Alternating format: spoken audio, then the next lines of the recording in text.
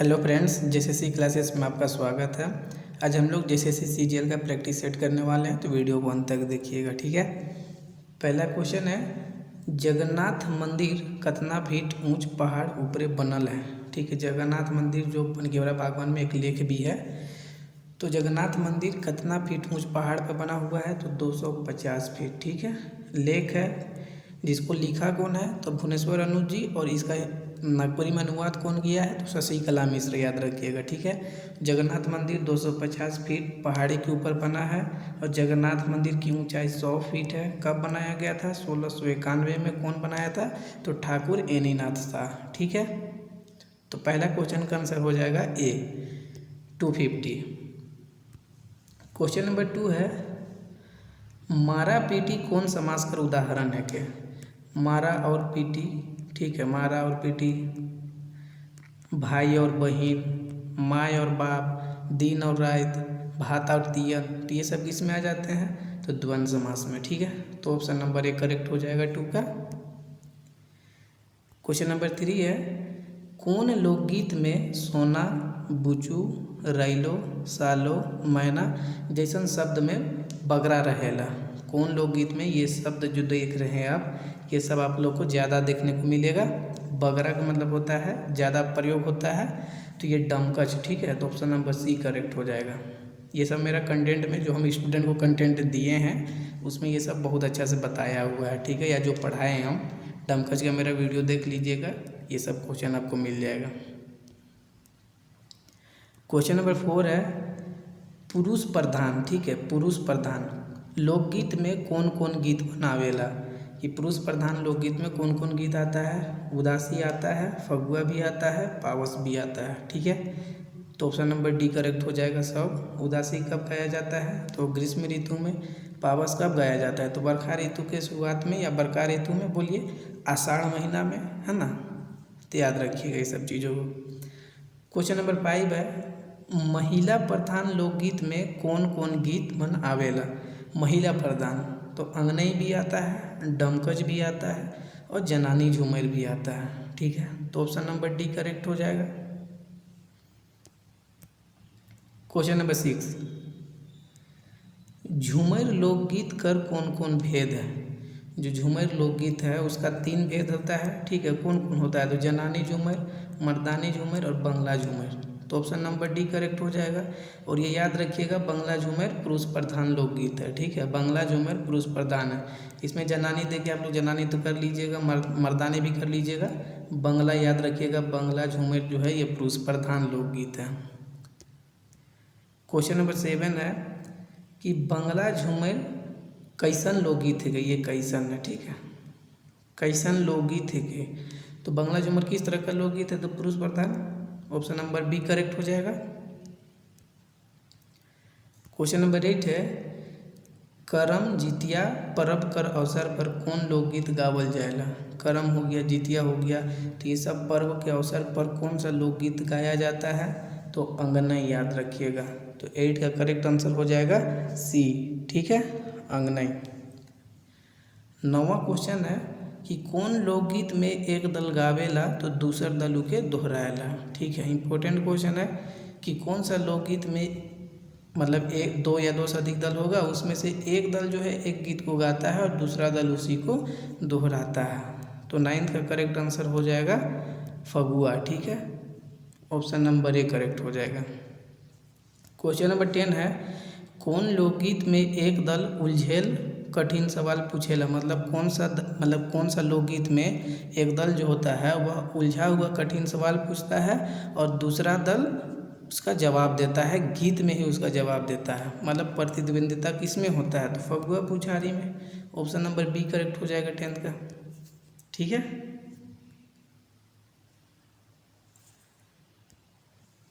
Question number 11, कौन लोकगीत में कोमल स्वर वाला वाद्य यंत्र बजावल जाएला? कोमल स्वर वाला वाद्य यंत्र देखिए, कोमल ध्वनि में या शांत स्वर में किसको गाया जाता है? उदासी को गाया जाता है। अब उदासी जो है उसमें वो शांत स्वर में गाया जाता है, धीमा स्वर में गाया जाता है, तो उसमें जो वाद्य यंत्र का प्रयोग होगा वो भी कोमल स्वर का होगा। ऐसा नहीं कि उसमें डीजे बजाने लगेगा, है ना। तो ऑप्शन नंबर डी करेक्ट होगा इसका, सीधे उदासी। कि उदासी में कोमल स्वर का वाद्य यंत्र प्रयोग होता है। ठीक है, डीजे तो नहीं बजाएगा। क्वेश्चन नंबर 12, कौन लोकगीत में 2 से अधिक दल स्त्री पुरुष रहे ना और अपन हाथ एक दूसर कर कमर जगह धरे ना। ठीक है, अपन हाथ एक दूसर कर कमर जगह धरे ना और मतलब नृत्य करते हैं, तो ये डमकच में होता है। क्वेश्चन नंबर 13, कि गाय बैल चाहे पालतू पशु मनक पूजा कर के कौन गीत गावल जाएला। गाय बैल या पालतू पशु जो भी होते हैं उनका पूजा करने के बाद कौन सा गीत गाया जाता है, तो सोहराई गीत। और सोहराई गीत कैसा गीत है, तो पुरुष प्रधान गीत है। और सोहराई गीत को कौन सा समुदाय जो है वह बहुत अच्छे ढंग से संपन्न करता है, तो अहिर समुदाय। ठीक है, तो ये सब चीज़ों को याद कीजिएगा। अहिर समुदाय, पुरुष प्रधान और गाय बैल पालतू पशु को मतलब पूजा करने के बाद ये गीत गाया जाता है। क्वेश्चन नंबर 14, सोहराई लोकगीत कैसन लोकगीत है के। जो सोहराई लोकगीत है वह किस तरह का लोकगीत है, तो पुरुष प्रधान है, तो 14 का ए करेक्ट हो जाएगा। ठीक है। क्वेश्चन नंबर 15, आधा रात के पूरा जोश खरोश और उच्च स्वर में गावे वाला लोकगीत हेठे देवल में से कौन है के।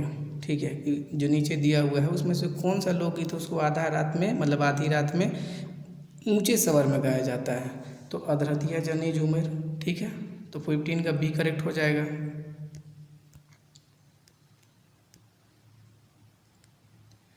क्वेश्चन नंबर 16, जगन्नाथ मंदिर लेख कर्नाकपुरी में अनुवाद के कह रहे हैं। ठीक है, जगन्नाथ मंदिर जो लेख है बनक्योरा भागवत में संकलित, उसका नागपुरी में अनुवाद कौन किए हैं, तो शशिकला मिश्र। लिखे कौन है, तो भुवनेश्वर अनुज जी। ठीक है, याद रखिएगा, लिखे कौन है, भुवनेश्वर अनुज जी, और नागपुरी में अनुवाद कौन किया है, तो शशिकला मिश्र। 16 का सी हो जाएगा। क्वेश्चन नंबर 17, छोटकी बोहरिया लोक कथा में पहिल दिनक भूति बड़की पुतौ के देवल बादे कई झन भूति करे के लिए निकलल है। मतलब छोटकी बोहरिया लोक कथा में जो पहला दिन था, तो पहला दिन में कितने लोग गए थे भूति बनी करने। भूति बनी यानी कि मजदूरी का काम करने। तो ये कितने जन गए थे, तो 15 जन गए थे। ठीक है, किताब में आपको 13 जन मिलेगा लेकिन ये 15 जन होगा, तो 17 का ये करेक्ट हो जाएगा। क्वेश्चन नंबर 18, अम्बा मंजरे मधु मातलय रे तैसने पिया मातल जाए रे, ऊपरे देवल कौन लोकगीत है के। तो इस टाइप का प्रश्न 1 या 2 प्रश्न तो रहेगा ही रहेगा लोकगीत से, कि 2 लाइन दिया हुआ रहेगा और पूछा जाएगा कि ये कौन सा लोकगीत है, कि अम्बा मंजरे मधु मातलय रे तैसने पिया मातल जाए रे। तो 18 का करेक्ट हो जाएगा डी। ठीक है, अंगनई का ये अंगनई लोकगीत है। क्वेश्चन नंबर 19, गरजत मेघ करत शोर बरसत जल करत जोर धक धक जीव करे, ऊपरे देवल कौन लोकगीत है के। देखिए ये बोला जा रहा है कि गरजत मेघ करत शोर, जो मेघ मतलब बादल, जब बादल जो है गरजने लगता है तो शोर होता है और फिर वर्षा होती है, तो ये वर्षा से मतलब बरखा होने का बात हो रहा है इस लोकगीत में। और बरखा ऋतु में कौन सा लोकगीत गाया जाता है, पावस लोकगीत गाया जाता है, तो ऑप्शन नंबर 1 करेक्ट हो जाएगा। ठीक है, पावस आषाढ़ में गाया जाता है बरखा ऋतु में। और ये जो आप दो लाइन देख रहे हैं ये जो लोकगीत, इसमें बरखा होने का बात हो रहा है। ठीक है, तो 19 का करेक्ट हो जाएगा ए। 20, ठीक है, पोसल मैना दैया बन उड़ी गेल, बने बने मैना कोदे झारो झोर भाई बने बने। ठीक है, पोसल मैना दैया मतलब गीत में क्या बोला जा रहा है कि पोसा हुआ मैना बन उड़ गया, बने बने मैना कोदे झारो झार भाई बने बने। ठीक है, तो ये मतलब थोड़ा सा उदास के लिए मतलब ये क्या बोले इसको, जैसे अलग होने का, जुदा होने का गम टाइप से इसका में हो रहा है कि पोसल मैना दैया बन उड़ी गेल, जिसको हम पोस के मतलब बड़ा किए, जिसको पोस रहे थे पाल रहे थे, वो बन उड़ गया हमको छोड़ के, तो थोड़ा सा इसमें गम वाला बात हो रहा है। ठीक है, तो ये उदासी होगा। 20 का बी हो जाएगा। कहीं कहीं पे आप पकड़ सकते हैं लोकगीत में, कहीं कहीं पे आपको नहीं पकड़ में आएगा, कोशिश कीजिएगा पकड़ने का। ठीक है, 21 है, लेले सोनाक तानी रूपाक भरनी लुगा प्रस्तुत लेले सोनाक तानी रूपाक भरनी लुगा। प्रस्तुत संवाद छोटकी बहुरिया कहानी में केहर कहेला। मतलब ये संवाद छोटकी बहुरिया लोक कथा में कौन बोली है? तो छोटकी बहुरिया बोलती थी, ठीक है, जब वो अपने बच्चा को खोजने के लिए निकलती है तब। 22 है कि बन हरिणी कर बेटा कहनी में हरिणी कर जेहल आवे कर सूचना केहर देवेला। पूछा जा रहा है कि बनहरिणी का बेटा जो लोक कथा है उसमें हरिणी जो जेल मतलब आती थी तो उसके बारे में राजा को कौन सूचना दिया था? तो अहिर दिया था, ठीक है, अहिर दिया था राजा को सूचना इस बारे में। 23 मति करु सान बड़े बड़क टूटल गुमान करम रावण अभिमान दुर्योधन धनमान ऊपरे देवल कौन लोकगीत है के? ठीक है, मति करुसान आपका एक कविता है बंकिमचंद्र भागवत में, मति करुसान। तो ये कौन सा है? तो ये मर्दानी झूमर है, ठीक है, मति करुसान मर्दानी झूमर। 23 का बी हो जाएगा, ठीक है, मर्दानी झूमर। और मति करुसान कौन लिखा है? तो देवेंद्र नाथ पाठक, याद रखिएगा, देवेंद्र नाथ पाठक। शान मतलब क्या? घमंड। हम लोग को देवेंद्र नाथ जी क्या चीज़ का पाठ दे रहे हैं?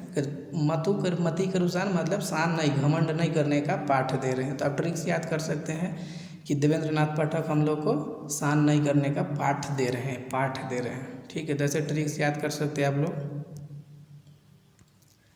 24 है हेठे देवल शब्द में केकर में उपसर्ग कर प्रयोग नहीं हुई है, ठीक है। एकदम क्वेश्चन को अच्छे से एग्जाम में पढ़िएगा कि क्या पूछा जा रहा है। नहीं हुई है पूछा गया है।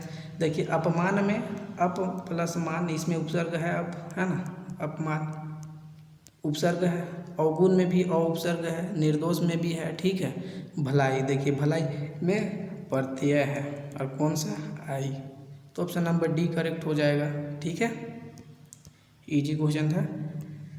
क्वेश्चन नंबर 25 है जोन शब्द से क्रिया कर विशेषता कर पता चले उनके क्या कहना है? तो क्रिया विशेषण आप लोग बोलते हैं उसको। 26 है थोड़े गुण शब्द परिमाणवाचक क्रिया कर कौन रूप है के? ठीक है, थोड़े गुण। तो ये थोड़े गुण शब्द जो है परिमाणवाचक क्रिया विशेषण का, परिमाणवाचक क्रिया का कौन सा रूप है? तो ये न्यूनता बोधक होगा। क्यों होगा? थोड़े गुण का अर्थ होता है थोड़ा सा, ठीक है, थोड़ा सा, तो इसलिए ये न्यूनता होगा। न्यूनता में भी क्या पता चलता है? थोड़ा सा।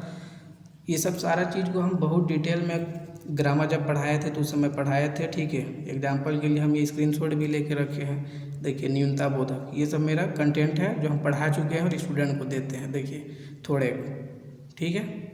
तो बहुत पहले से ये PDF दिया जा रहा है स्टूडेंट को, बहुत पहले से हम पढ़ा भी चुके हैं ये सब सारा चीज़ को। 26 हो गया न्यूनता बोधक, ठीक है। 27 है भीरेह शब्द का अर्थ बताओ। भीरेह का अर्थ होता है नज़दीक।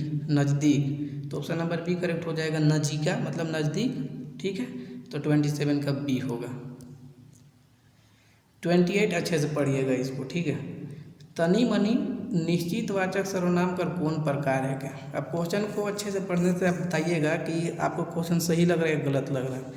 तनी मनी मतलब थोड़ा बहुत पता चल रहा है कि थोड़ा बहुत में कितना का बात हो रहा है, 100 200 या इतना 100 कि इतना सा कि इतना सा, कुछ पता चल रहा है? कुछ नहीं पता चल रहा है। तो इसमें निश्चित तो होना ही नहीं है, पहला बात कि निश्चित होगा ही नहीं है, ठीक है। और ये सर्वनाम भी होगा नहीं, ठीक है। और आप ऑप्शन में भी देख रहे थे ये सभी संख्यावाचक जो विशेषण है, ठीक है, संख्यावाचक, तो उसी का ये सब भेद है, ठीक है। तो ये निश्चित नहीं होगा। तनी मनी मतलब थोड़ा बहुत, और ये अनिश्चित होगा, ठीक है। और ये संख्यावाचक में अनिश्चित होगा, ठीक है। लेकिन ऑप्शन यहाँ दिया हुआ है गणनावाचक, ऑप्शन करेक्ट दिया है गणनावाचक, आंसर की में दिया हुआ है, ठीक है। तनी मनी से पता चल ही नहीं रहा कि ये थोड़ा बहुत में कितना का बात कर रहा है, तो पहला बात तो ये अनिश्चित हो जाएगा, ठीक है। सर्वनाम का ये क्वेश्चन है नहीं।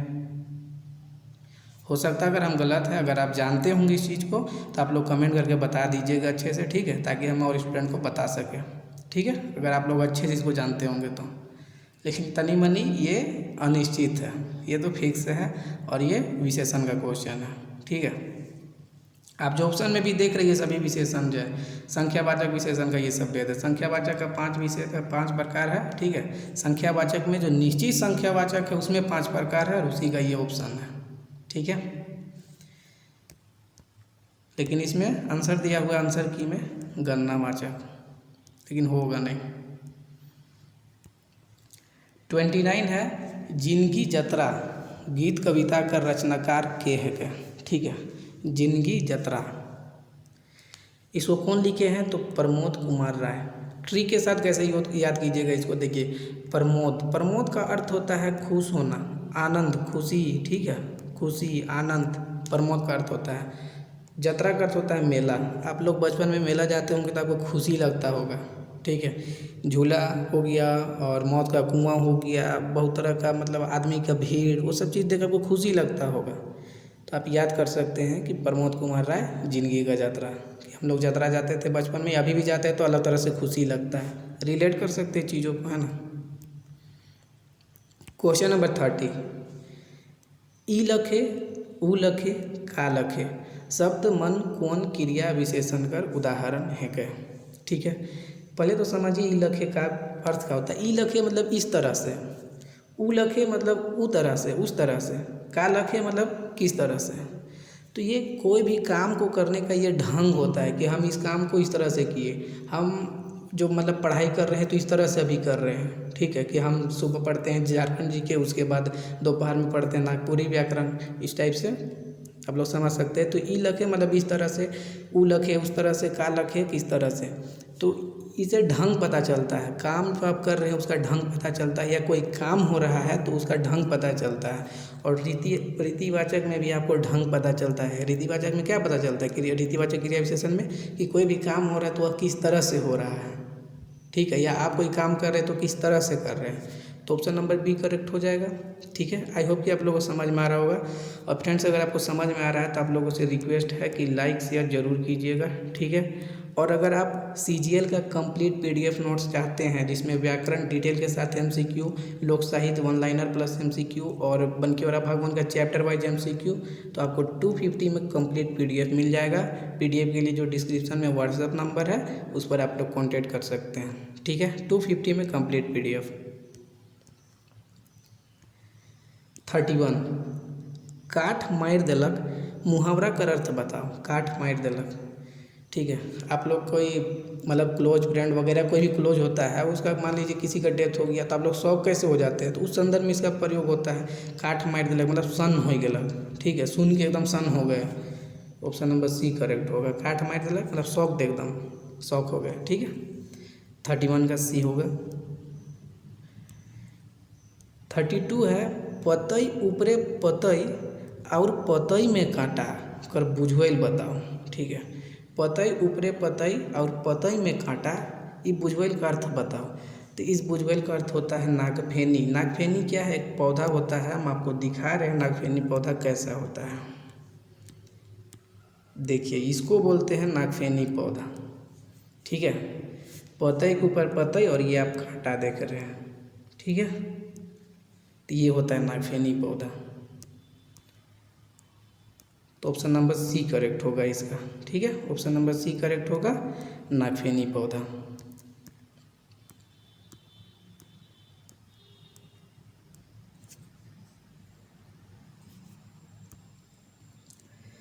थर्टी एगो पंछी के कतनो खायक देले अपने से कमाए ला खाए ला कर बुझवेल बताओ, ठीक है। एगो पंछी को के कतनो खायक देले अपने से कमाए ला खाए ला, इसका करेक्ट आंसर होगा सी। क्यों होगा, देखिए जो लोग घर में मुर्गा मुर्गी पालते हैं तो वो लोग खुद ही देते हैं खाने के लिए। खुद ही जो चावल का छोटा छोटा रहता है ना, चावल छोटा छोटा टुकड़ा होता है, उसको खुद ही बोला जाता है।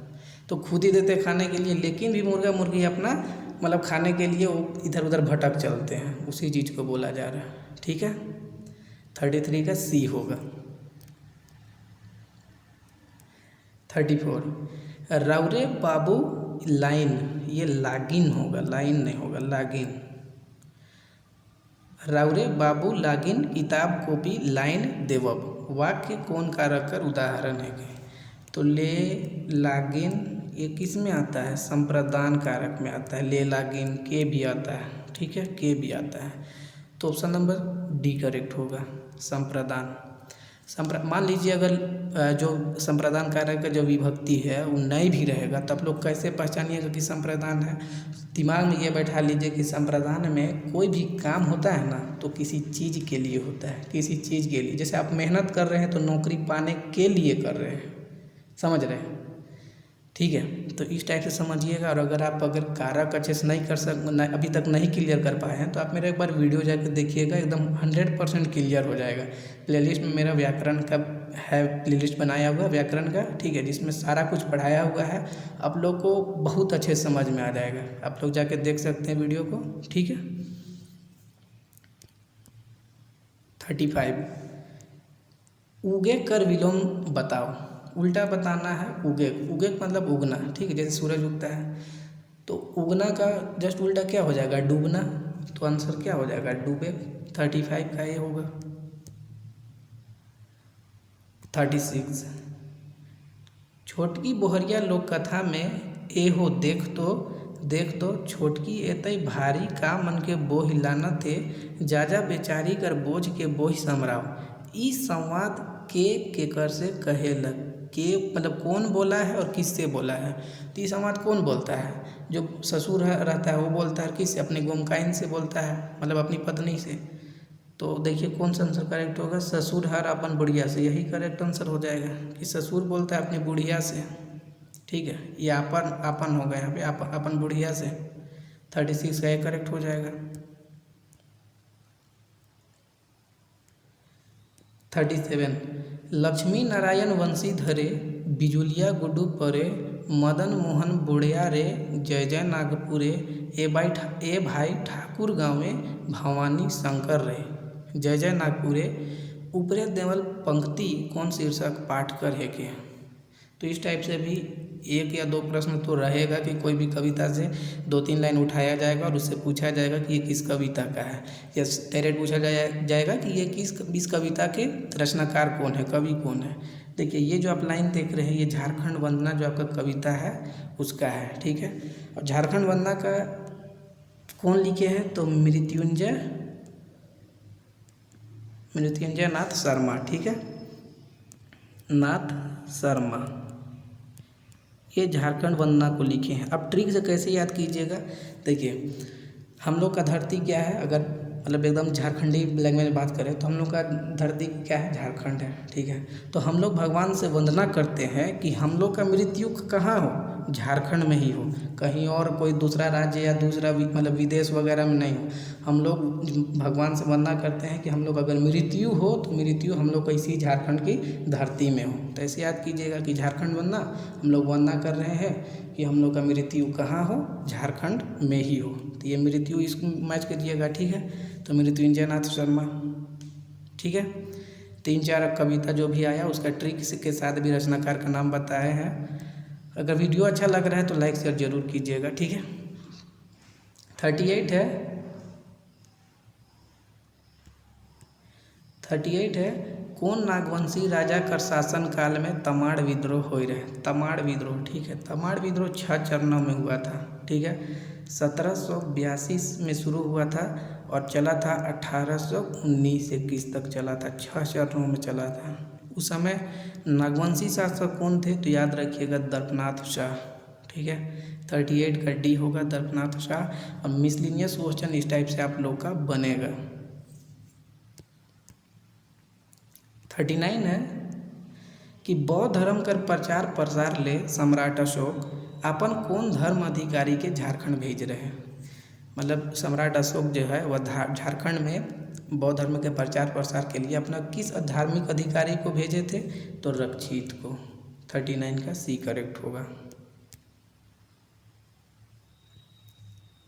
40 1857 का नायक पांडे गणपत राय के फांसी पहे कब चढ़ाल जा रहे हैं। पांडे गणपत राय को कब फांसी दिया गया था, तो याद रखिएगा 21 अप्रैल 1858 को, ठीक है। और विश्वनाथ सहदेव को कब दिया गया था, तो 16 अप्रैल था, 16 अप्रैल 1858, ठीक है।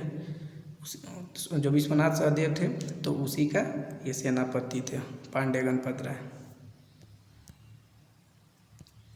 40 है, अरे बाबू बदमाशी ना कर नहीं तो बहुत पिटावे। वाक्य मतलब कौन सा वाक्य है? तो देखिए ये साइन किसका होता है? संबोधन का। ऑप्शन नंबर सी करेक्ट हो जाएगा, सोचना ही नहीं है। 42 है, सहजू दिल के खियालक, अच्छा दिलू, सहजू दिलू के खियालक वाक्य कौन कारक का उदाहरण है? एकदम सिंपल क्वेश्चन है कि कर्म कारक। 42 का बी। 43 है, आयो घरे रहे वाक्य कौन कारक का उदाहरण है? ठीक है, वहाँ यहाँ पे भी भक्ति छुपा हुआ है। अब पढ़िएगा तो इसको क्या पढ़िएगा? आयो मतलब माँ, आयो घर में रहे, ठीक है। आयो घर में रहे मतलब माँ घर में थी, तो ये किस में आ जाता है? में, पर, ऊपरे, ये अधिकरण में आता है। ऑप्शन नंबर डी करेक्ट हो जाएगा। 43 का डी, ठीक है। 43 का डी हो जाएगा, अधिकरण कारक। में, ऊपरे ये सब आता है अधिकरण में। 44 है, नागपुरी नाटक अखरा निंदाए गेलक। अखरा निंदाए गेलक क्या है? तो ये नाटक है। इसके रचनाकार कौन है? गिरधारी राम गोंझू जी है, ठीक है। गिरधारी राम गोंझू। अखरा निंदाए गेलक नाटक है। ये आपसे थोड़ा सा अलग क्वेश्चन टाइप से है, तो जो भी आपको अलग लग रहा है, ठीक है, तो उसको आप लोग अलग से नोट डाउन कर लीजिएगा और उसको बाद में फिर रिवाइज कीजिएगा, ठीक है। 45 है, नागपुरी कर महाकाव्य के मानल जाए है? नागपुरी का महाकाव्य ऑप्शन नंबर बी होगा, रामचरित। 46 है, नागपुरी में कौन कारक कोनो चिन्हा नहीं भेटाएल, मतलब किस कारक का कोई चिन्हा नहीं भेटाता है नागपुरी में? तो आप लोग पढ़ चुके इसको बहुत अच्छे से। 46 का एक कर्ता कारक। 47 है, कौन बेरा कौन समास कर उदाहरण है के? ठीक है, कौन बेरा द्विगु नहीं होगा, क्योंकि द्विगु में क्या होता है? अगर आप लोग ऑप्शन से छांटना चाह रहे हैं तो देखिए द्विगु नहीं होगा। क्यों द्विगु नहीं होगा? कि इसमें पहला जो पद होता है वह संख्यावाचक विशेषण होता है। बहुब्रीहि भी नहीं होगा, क्योंकि इसमें तीसरा पद की ओर पद की प्रधानता होती है। कर्मधारय, देखिए कर्मधारय आपको अव्ययी भाव और कर्मधारय में होगा, ठीक है, आपको कन्फ्यूजन होगा, लेकिन ये ऑप्शन नंबर सी करेक्ट है, ठीक है। कर्मधारय नहीं होगा। कर्मधारय में जैसे एग्जाम्पल कैसे होता है? जैसे कर्मधारय में हो गया, जैसे कर्मधारय में हो गया नीला गगन, ये मतलब नील है जे गगन, इस टाइप से होता है। अव्ययी भाव होगा इसका करेक्ट आंसर। क्यों होगा? देखिए ये जो कौन बेरा है ये कौन सा है? तो ये जो क्रिया विशेषण है उसका ये इसके अंतर्गत आता है, ठीक है। कौन बेरा तो क्रिया विशेषण का जो 4 भेद है कालवाचक उसमें आता है। आप इससे भी एक समझ सकते हैं, पहला बात कि मतलब ये क्रिया विशेषण के अंदर आएगा, जो कालवाचक क्रिया विशेषण होता है उसके अंदर आएगा। और दूसरा बात कि देखिए अव्यय का अर्थ क्या होता है? जो लिंग, वचन, कारक इस सब के अकॉर्डिंग नहीं बदलता है जिसका रूप। और ये जो आप सब देख रहे कौन बेरा, इसका रूप नहीं बदलेगा, ठीक है। कौन बेरा लिंग, वचन, कारक उसके अकॉर्डिंग इसका रूप नहीं बदलेगा, इसलिए यह अव्ययी भाव होगा, क्योंकि यह अव्यय है। याद रखिएगा, ये सब देख रही है अव्यय है, ठीक है। तो 47 का सी करेक्ट होगा। 48 है कि ओहे गो चोराए रहे। ओहे गो चोराए रहे मतलब वही गो चोरी किया है। ओहे गो कौन सर्वनाम का उदाहरण है? कि देखिए इसमें निश्चित का पता चल रहा है कि वही चोरी किया है। आप फील कीजिए तो आपको पता चलेगा कि वही चोरी किया है, एकदम निश्चित का पता चल रहा है, तो यह निश्चित वाचक हो जाएगा, सोचना ही नहीं है। 49 है, तिरफला कहनी के कर रचना है। तिरफला फला फला कौन? Praful Kumar Rai. Option number A correct हो जाएगा। तिरफला फला फला प्रफुल्ल कुमार राय से याद कीजिए। 50 क्वेश्चन है, जखम कहनी के कर रचना है। जखम कहनी किसका रचना है? तो श्रीकांत का। बहुत ईजी क्वेश्चन है जखम, ठीक है। श्रीकांत का रचना, जिसमें भौजी है वो लोग रांची जाते रहते हैं ट्रेन से, का पूरा कहानी में भौजी का 2 बेटा रहता है जो लोग गुजरात चले जाते हैं, जो गांव का सरदार था उसके साथ, है ना। तो ये 50 क्वेश्चन हम लोग देखे, आप आगे हम लोग देखेंगे इसका। और अगर फ्रेंड्स वीडियो अच्छा लगा तो लाइक शेयर जरूर कीजिएगा, और अगर आप पूरा PDF चाहते हैं नागपुरी का JSSC CGL का, आपको 250 में कंप्लीट PDF मिल जाएगा और कुछ टाइम के बाद प्रैक्टिस मॉक टेस्ट भी लॉन्च किया जाएगा। ठीक है, चलिए अब हम लोग नेक्स्ट वीडियो में मिलते हैं। तब तक अपना ख्याल रखिए और एकदम पढ़ते रहिए, पेशेंस बना के पढ़िए। एग्ज़ाम होगा, ये दिमाग में रखिए कि एग्ज़ाम होगा, और पेशेंस बना के पढ़ाई कीजिए अपना। ठीक है, चलिए फिर मिलते हैं। Thank you.